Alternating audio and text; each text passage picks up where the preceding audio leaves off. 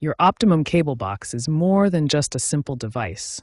It's actually a specialized computer that can experience many of the same problems that affect regular computers. Just like your computer, your cable box runs software, manages memory, and processes data. When these systems encounter problems, they can freeze, become unresponsive, or behave unpredictably. Cable boxes commonly experience memory leaks, where temporary data accumulates over time, software glitches that cause freezing, signal processing errors that disrupt viewing, and overheating that affects performance.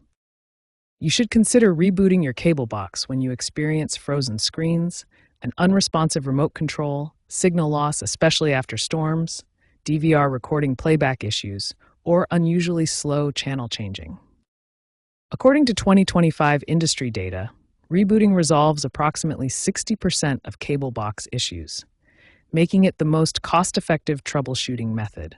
The average reboot takes just over 4 minutes and can save you from waiting for a technician visit. There are 3 main methods for rebooting your cable box. A soft reset or power cycle has a 70 to 80% success rate. A remote reset using button combinations succeeds about 65% of the time. A hard factory reset is most effective at 94%, but erases all your settings and recordings. Understanding when and why to reboot your cable box empowers you to solve most common issues quickly and independently. In the next section, we'll walk through the step-by-step process for each reboot method. The first and most effective method is a basic power cycle.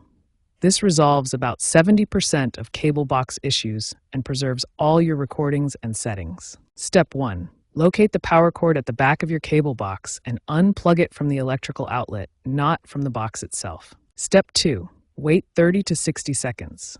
This allows the internal components to fully discharge and clear any temporary errors. Step 3. Plug the power cord back into the outlet firmly and wait 2 to 5 minutes for the box to fully boot up.